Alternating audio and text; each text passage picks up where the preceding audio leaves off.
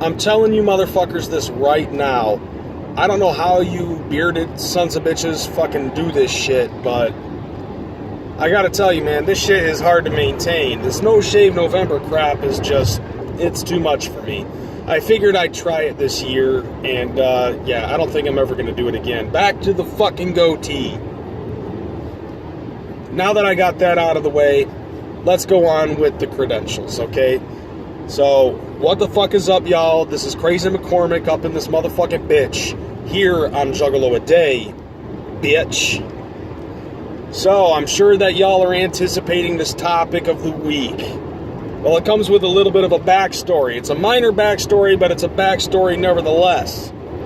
Now, the backstory is this. I was watching every Saturday afternoon, brought to our homies over at Carnival Spirits, and their episode was talking about the upcoming release for Twisted's album, The Continuous Evolution of Humankind's Questions, or something to that effect. I'll be honest, I haven't really looked that far into Twisted. Ever since Abominations, I kind of fell off of Twisted. I've heard The Darkness once or twice, but I haven't really been swinging off the nutsacks of Monoxide and Madrox. But in this episode, they were talking about how they have had 2 singles. I guess all of them ended up hearing the singles. And they had just recently had their track listing. I'm not sure if it was released or if it was leaked. But nevertheless, their episode consisted of them talking about these track listings and what they think it might actually be about, each song, one after the other. But that actually got me thinking towards talking about a topic of the week, because of the fact that they're discussing situations based off of an album that hasn't been released yet. So, the topic of the week is, what is it that you do to help yourself prepare for an upcoming album?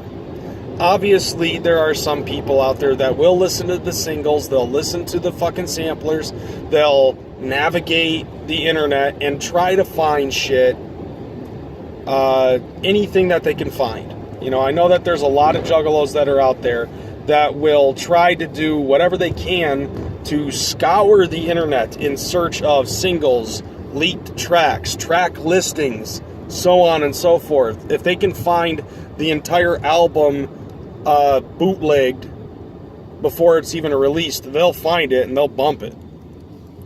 But me, on the other hand, I don't do any of that. I don't listen to singles anymore. I don't try to navigate the internet for this shit. There's only one thing that I do, and I've been doing it ever since the Wraith Shangri-La was announced. And I just sit and wait. I don't listen to singles. I don't listen to the samplers. And it's mainly because this is an anticipated album from a band that I already listened to. Most of the time, when it concerns bands that I don't normally listen to and somebody ends up saying, well, yeah, man, you gotta check this out.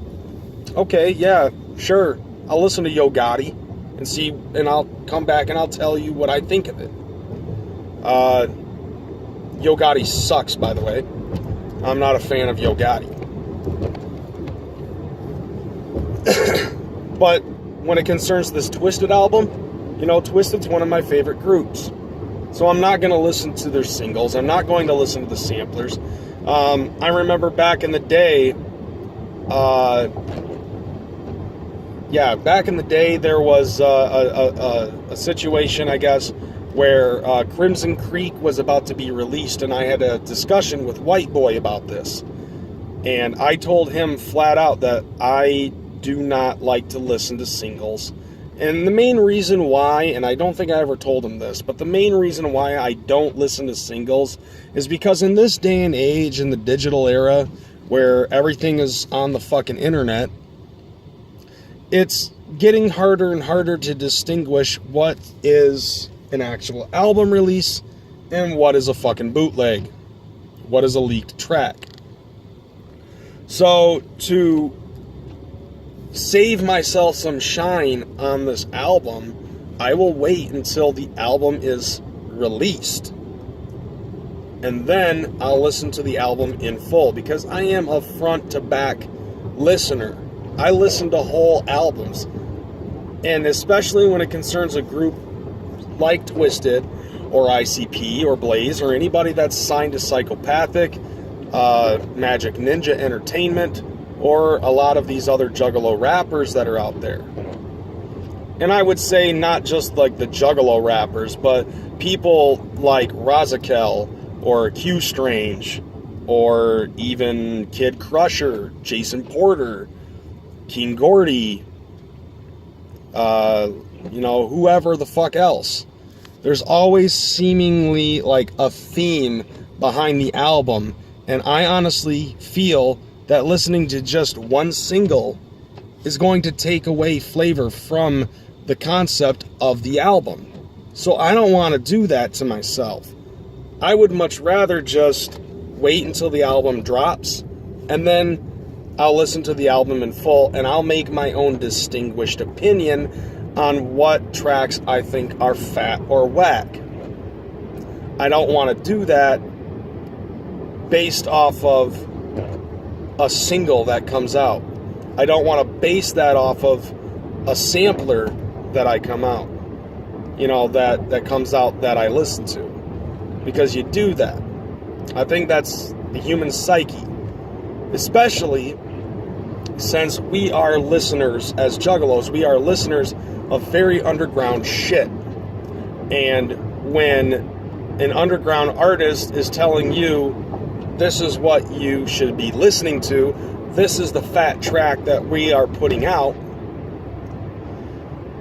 yeah, that kind of takes away the flavor of the whole album in and of itself, in my eyes. And there was one thing that I have done differently, and that was when the Marvelous Missing Link came out. If you go on my original channel, you'll see a video of what I'm talking about right now. Fuck it, I'll probably just put a link in the description, and I'm also going to put a link in the description to the episode of every Saturday afternoon that I was just discussing. But before the Marvelous Missing Link came out, they ended up showing off the picture of the album. Obviously, they do that every now and again, an album cover really doesn't leave... it does still leave a little bit of mystery to what the album is going to be about, the concept and all of that. And so I ended up seeing a picture of the album cover, so I got to see what the lost and found versions of the Missing Link looked like. In preparation of that, I ended up going on Converse, their website, and I actually ended up getting a custom pair of shoes made with, representing all of the colors in what I felt was all of the right places for this album. And also on top of that, I ended up having the album's release date embroidered on the sides of the shoes. If you want to see the shoes that I'm talking about, you can go ahead and click the link in the description, and you'll see the shoes that I'm talking about. But all in all, when it concerns an album release, I personally don't do much. I just sit in anticipation and wait for this album to drop. And then when the album does drop, I go to the store, I buy it, depending, I guess. Because the last album that I actually bought and pre-ordered was the Marvelous Missing Link Lost. And I have myself a physical copy of it, and I also have a digital copy of it. I also bought a digital copy of it for my girlfriend, so she has it on her phone as well. But what I normally end up doing is I just sit there with my headphones and I listen to the album in its entirety.